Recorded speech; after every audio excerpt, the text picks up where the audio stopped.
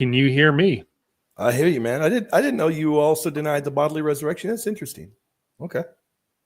Of Christ, no, but of a future bodily resurrection for us, yes. Okay. Well, we can talk about the future bodily resurrection about us in a moment. But you said backstage that 1 Corinthians 15 is not about a physical bodily resurrection. So you're talking about it not being about a physical bodily resurrection about us. Correct. But so Christ rises from the dead, but we are not going to rise from the dead, you say? Yeah, not that already happened in AD 70. It was not physical. Okay. So in 1 Corinthians 15, 20 to 23, it says Christ is the first of a bodily harvest. He's the first fruits. And it uses a plural of the dead ones, referring to corpses, those that are bodily dead. And that's exactly how necron is used over and over. It's echoing Daniel 12:2. So that's physical. That's in reference to actual bodies, not disembodied spirits. So you're telling me that, first off, number one, you're saying this occurred in AD 70 or whenever.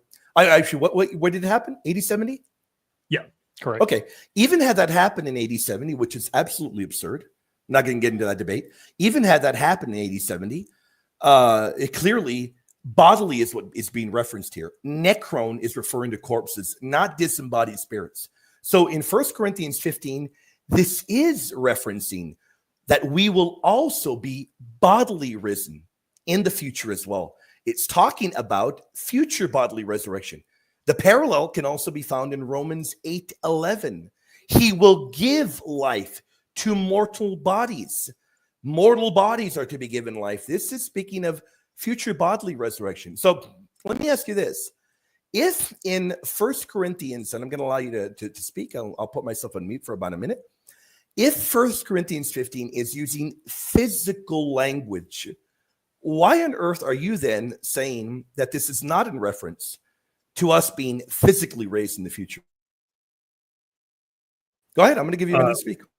Oh, perfect. Thank you. Yeah. So when we see Christ being the first fruits out of the dead, yes, that is talking about people that are physically dead, because that's how this whole thing is happening, right? There's people that were physically dead in the grave awaiting their judgment. But First Peter gives you the brother, stick to 1 Corinthians 15. Deal with what I just asked you in the Greek. Okay. Deal with what I just asked you. Don't start hopping out to other verses. 1 Corinthians 15. Yes, I just told you 1 Corinthians 15. St. Paul uses a particular word. That particular word that St. Paul uses very clearly has to do with corpses. It is of the physical nature. Yeah. Deal with that. Yeah, they are physically dead people. I agree with you. Right, and they're going to be physically transformed. That's Philippians. Not what Paul is saying. You're incorrect. St. Paul says that directly. He even echoes it in Philippians 3:20. The Lord Jesus Christ will transform our lowly body to be like his glorious body. The Greek word there is soma. That's how Paul uses the Greek word soma. And that will be transformed. We read in 1 Corinthians 15, 42 to 44, the resurrection of the dead is this: what is sown is perishable, what is raised is imperishable. It is sown a natural body, it is raised a spiritual body. The fathers were unanimous interpreting this as a physical body. It's not a body replaced, but a body raised and changed. This is physical. This is of the physical nature. Deal with the physical language St. Paul is using. Don't hop around to other places. Deal with the way he's using necron and the way he's using soma. Yeah. Okay. So I'm not hopping around, but context is king. So when we're talking about this, the body that is supposedly being resurrected in 1 Corinthians 15, it's talking about the way that worship of God was given. Absolutely not. Book. It does. Nowhere does it say, my friend. No, sir. I am not going to allow you. Yes, I'm not going to allow you to deceive the audience. Nowhere does it say anything, my friend. Nowhere does it say anything about worship here. Right here, he is talking about a soma, uses it over and over, and uses a particular Greek word, necron, over and over. You are incorrect. And I showed you already the parallel in Philippians 3, where he's talking about real physical bodies. Our lowly bodies, that's a physical body, will be transformed to be like his glorious body. That is how St. Paul uses soma. You're now hopping around and saying, well, he's talking about worship. The way he uses soma, the way he uses these particular terms are a certain way. It is of the physical nature.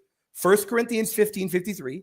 This perishable body must put on imperishability.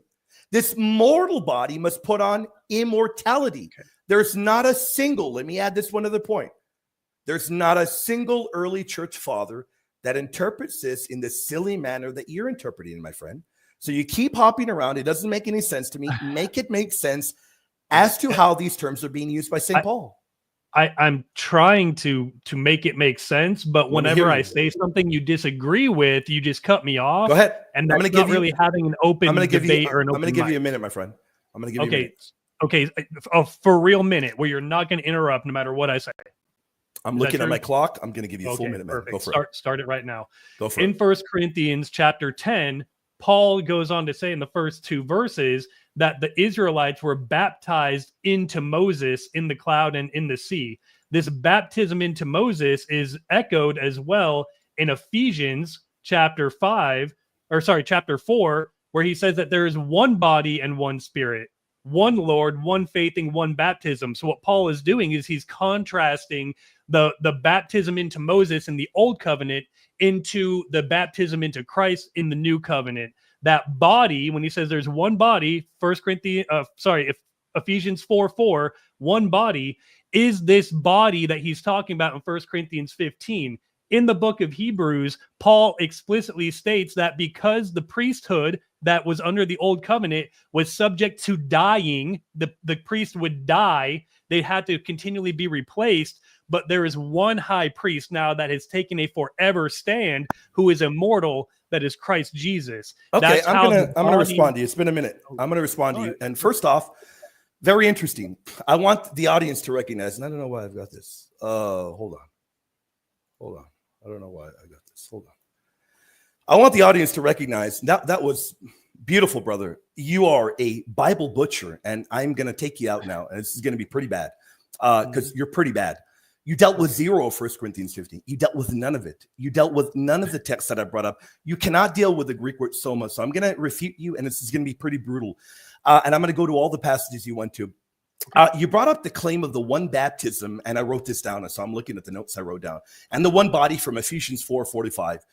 So your problem there is you've got spiritual realities that are being spoken of here over and over that you hearken to. And in 1 Corinthians 10, where the Israelites are baptized into Moses, you're then connecting that into saying that the resurrection is not physical. So let's look at 1 Corinthians 10, 1-10. All were baptized into Moses in the cloud and in the sea. So what this is a very clear typological foreshadowing, a shadow of Christian baptism, clearly. Paul's whole point in 1 Corinthians 10, by the way, this is very patristic as well, is that what happened to Israel is a type, as even more so the Greek says, typikos, in 1 Corinthians 10, 6 and 11. They were foreshadowing the Christian realities. So baptism into Moses does not define the complete nature of Christian baptism. It points to it, buddy. I'm not done. It points to it, my friend. You clearly do not understand how tupikos is used there. Then you compare this to how Paul is interpreting the Red Sea crossing and many other events, which in 1 Corinthians 10:4, they drank from the spiritual rock, and that rock was Christ. Here's your problem. That doesn't make that rock non-physical. Christ is both spiritual and physical. That is Paul's message in 1 Corinthians 10 and 1 Corinthians 11. You talk about a one body of Ephesians 4, which, by the way, is the mystical church. But the church will be glorified in the physical resurrection. You don't tend to talk about that at all. You talk about the mystical body, but you don't talk about the physical resurrection. Ephesians 4:4-5 says, there's one body and one spirit, just as you were called, one Lord, one faith, one baptism, one body, the church, the mystical body. But then here's your problem. That church is destined for resurrection. That one body will rise. Romans 8 tells you, we wait eagerly for adoption as sons, the redemption of our bodies.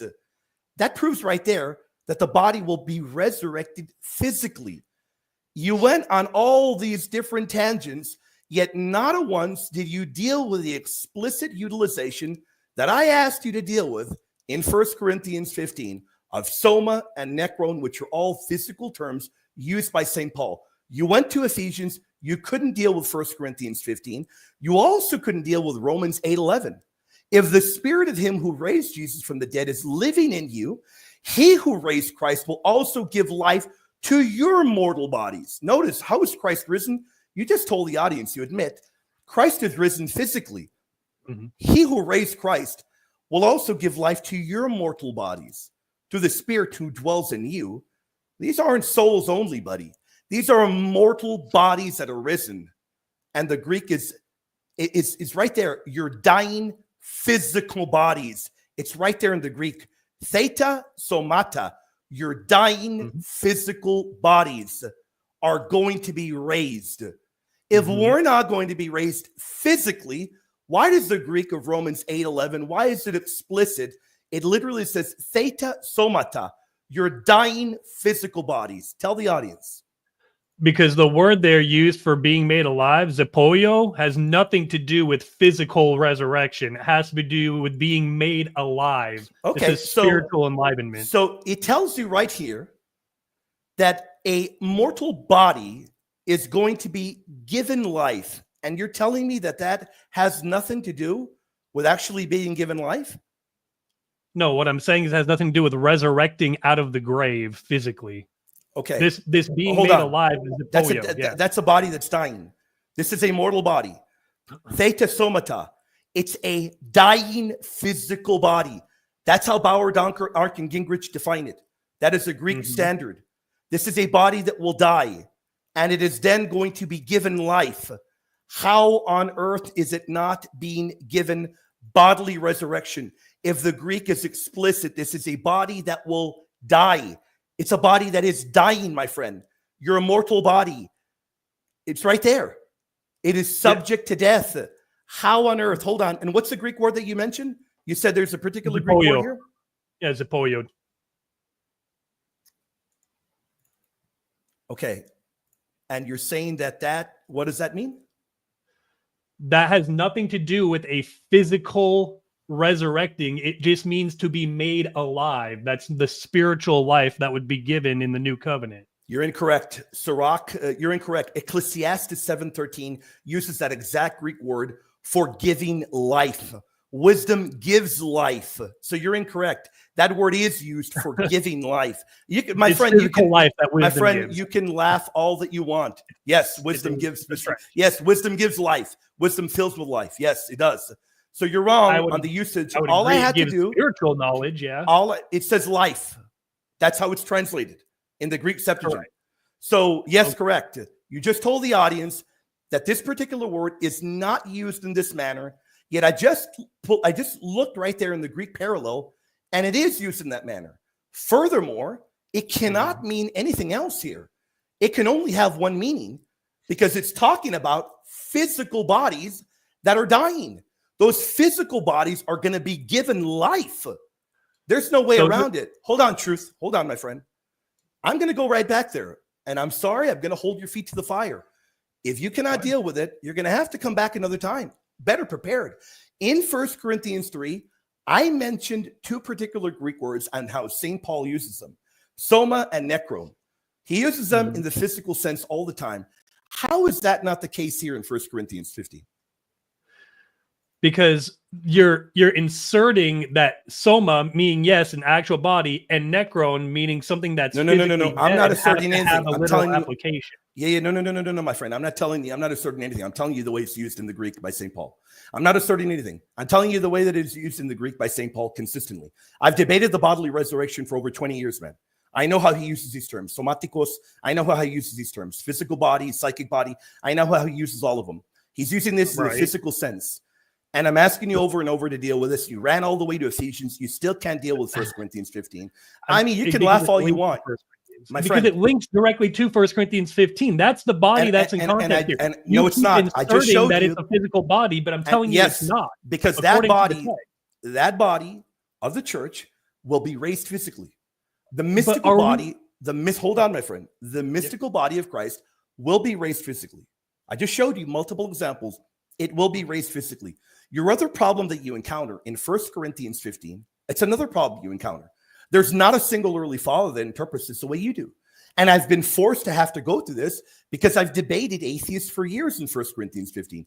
And guys like Dan Barker make this boneheaded argument you do.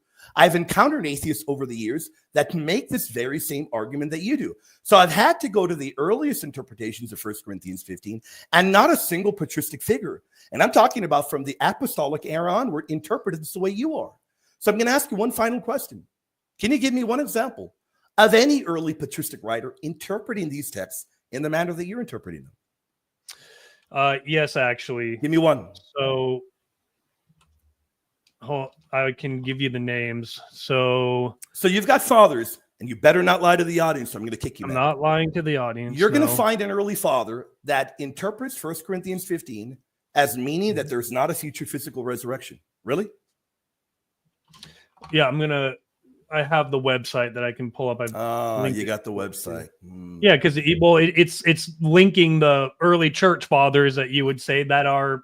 There's not a single one. There's not a single one that deny that we will rise bodily, my friend. I've looked at all of them. There's not a one. You're not going to find one. Well, let me pull up the website and I can at least give you the quote, and you can tell me, what it means to you. So early church fathers saying that the Son of Man, Dave's Son of Man already happened. Truth, how many times have you come thinking you're prepared and you get smoked?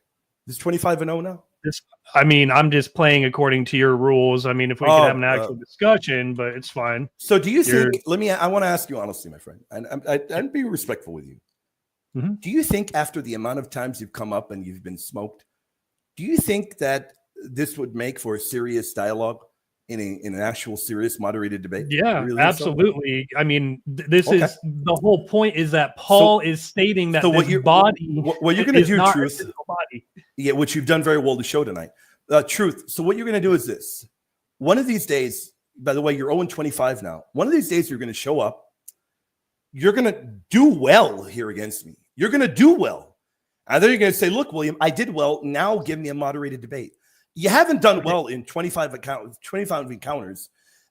You did terribly here yet again in 1 Corinthians 15. You did terribly in Romans. You did terribly in Ephesians. I've asked you for fathers now that deny the bodily resurrection. I'm ready to give them to you. I have the website pulled up. Okay, perfect. So for one is Tertullian. Okay, let's hear where he denies the resurrection. Well, Tertullian says, therefore, when the disciples asked him about the end of the age, it was, of course, with reference to what they had just seen, namely that the stones of the temple had to be thrown down. So where does he deny the bodily resurrection of us? No, hold on, because Tertullian is now agreeing that Matthew 24 happened in AD 70. It doesn't matter. Your preterist theology doesn't matter to me one bit. Even if we say, no, sir. I asked for you for one father. Not fathers that were preterists. I asked for one father that taught that we are not. I asked for you for one father. No, I didn't say that. I said I didn't ask for preterist theology. I asked for one father. Hold on, my friend. You're going to have to let me speak. I asked for one father that denies that we are going to bodily resurrect. And you began reading something that has nothing to do with that truth. So let me answer one more time. Then read it and show me where Tertullian says that we are not going to bodily rise from the dead. Give me the example. Because Tertullian agreed that Matthew 24 was in reference to AD 70, and the final trumpet is blown in Matthew 24, the same final trumpet of 1 Corinthians 15, and the same final trumpet of Revelation 10 and 11. So Tertullian, whether he knows it or not, just agreed that it's not a physical resurrection. That's what we to allow under this head, as is sometimes held by the heretics, that the soul is mortal. So that being mortal, it shall attain to a resurrection. This would form a presumption that the flesh also, being no less mortal, would share in the same resurrection. Tertullian talks about a fleshly resurrection over and over, and that is on the resurrection. So let me tell you something, my friend. You just made a fool of yourself, because Tertullian has a whole work entitled On the Resurrection of the Flesh. Did he not agree that Matthew 24 was fulfilled in AD 70? Did he write about that? Truth? He could have agreed that every prophecy was fulfilled in AD 70, which I don't agree with. He could have agreed with that, but he never denies the physical bodily resurrection. You're wrong. You've provided no evidence. And he has a whole work. Tertullian's not a church father. He contradicts himself many times over. But Tertullian has a whole work called On the Resurrection of the Flesh. And here you are telling the audience that Tertullian denies the bodily resurrection. He has a whole work called On the Resurrection of the Flesh, defending that we're going to bodily rise from the dead. Truth. I asked but if he agrees Matthew 24 was fulfilled, he denies a bodily resurrection. Same with Origen. No, he does not. Origen thinks that Matthew 24 is fulfilled as well. Do you want to know why? Bodily resurrection. You want to know why? Because there's nothing in Matthew 24 that denies a bodily resurrection. There's nothing there. There's nothing in Matthew 24 that denies the bodily resurrection. No, there's not. There's not a single thing in Matthew 24 that denies the bodily resurrection. Is there a final trumpet? Furthermore, in Matthew 24, we read that then will appear in heaven the sign of the Son of Man. They will see the Son of Man coming on the clouds of heaven with power and great glory. And he will send out his angels with a loud trumpet call, and they will gather his elect from the four winds, from one end of heaven to the other. There is nothing in here that denies a bodily resurrection. Furthermore, here's your big issue right here. This is eschatological language borrowed from Daniel over and over. And in Daniel 12:2, many of those who sleep in the dust of the earth shall awake, some to everlasting life and some to shame.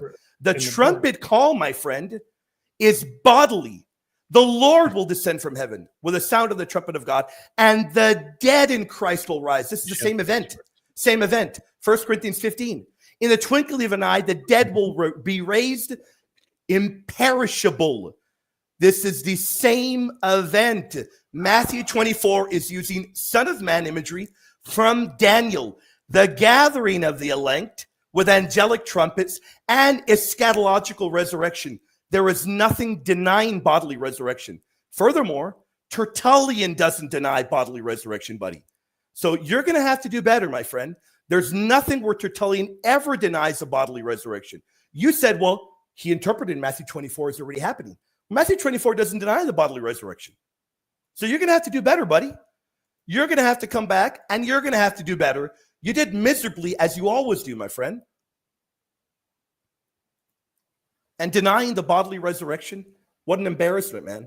Denying something so central to our faith, denying something that the Bible tells you over and over is tied in centrally to the bodily resurrection of Jesus. You then deny the bodily resurrection, my friend.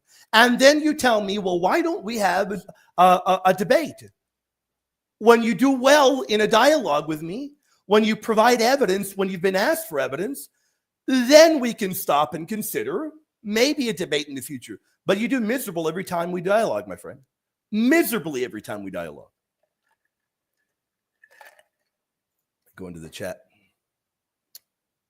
25-0, my friend. Manaya, God bless you, my friend. Thank you for the support, brother. We got it packed backstage. Guys, if you're backstage, you got to be patient. There are tons of people backstage. You got to be patient, man. There are tons, and God bless everybody. I hope everybody's doing well. Mine was on the flesh. Look, imagine saying that Tertullian denies the resurrection. I mean, imagine that, man. Imagine saying that, and he has a work literally called On the Resurrection of the Flesh. I mean, he said, I'm going to give you fathers that deny that we're going to bodily rise, and he couldn't even give me one. He cites Tertullian, and Tertullian literally has a work called On the Resurrection of the Flesh. I don't know what you're talking about, man. Yeah, are you backstage, brother? Brother, I just saw you right there, brother. Why does it's giving me a link